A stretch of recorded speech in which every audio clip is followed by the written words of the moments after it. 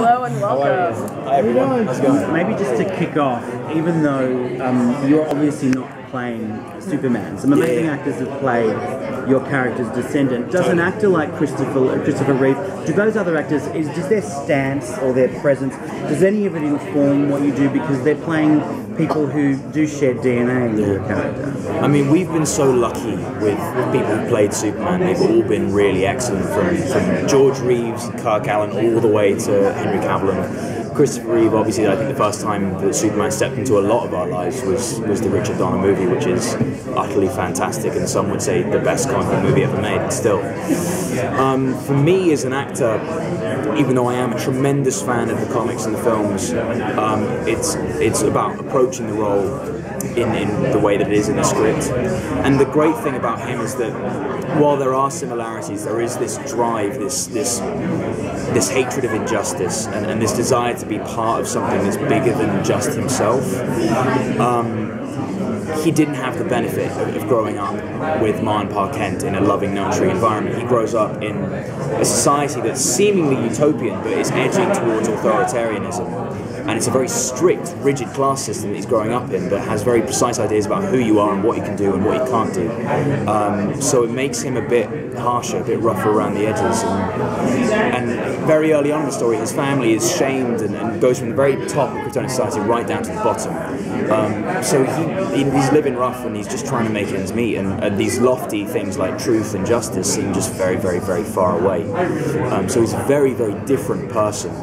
And the story is about how he grows into that role and how that symbol comes to mean what it means now. You mentioned you're a big fan of the Superman role and everything, and so what was it like playing in the Kryptonian alien sandbox? Because we don't get to see a lot of that in TV usually. Yeah, well, it's awesome. This is an immensely ambitious show, and the sets are incredible. We have the most amazing designers and builders, and it's a big job. But the thing is, it's all real. All the interiors, all the costumes, and every single prop has a purpose. This society is so well fleshed out, and because it has to be. There has to be political drama. There has to be personal drama, and the stakes are very grounded in who these people are and the world that they live in. So it absolutely has to look real and feel real to an audience. It's a very cinematic experience.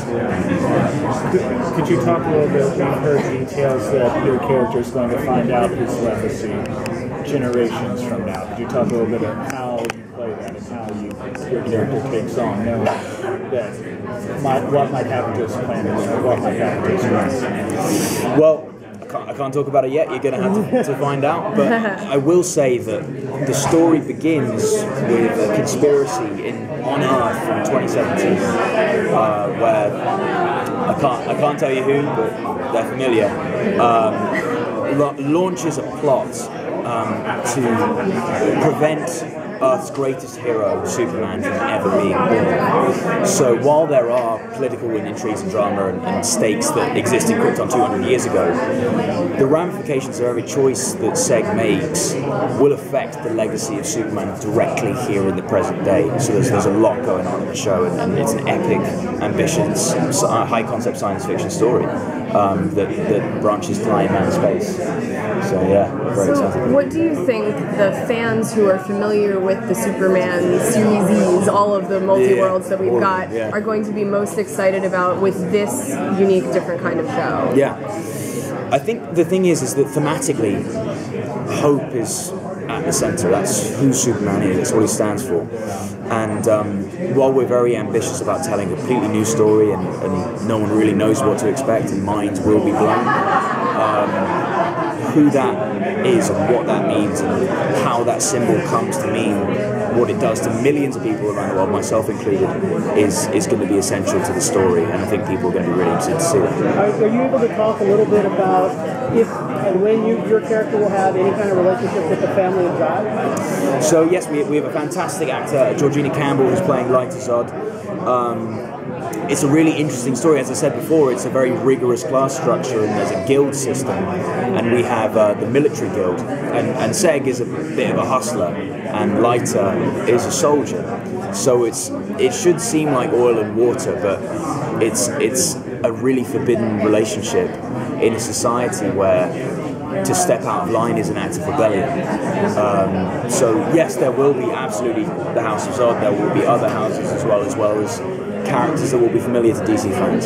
So there's an ethical kind of compass within this universe that we've all lived with, which is that the elves are good and the Zods are bad. This is obviously a greyer space in which to play, but do you think there is a fundamental, inescapable line within the Superman universe that in the end the elves have to be good and the Zods somehow have to be bad? I think we're really interested in exploring those shades of grey. And well, if you remember in Man of Steel, for example, Zod's, and this is nothing to do with Krypton, but Zod's primary purpose is to save his people.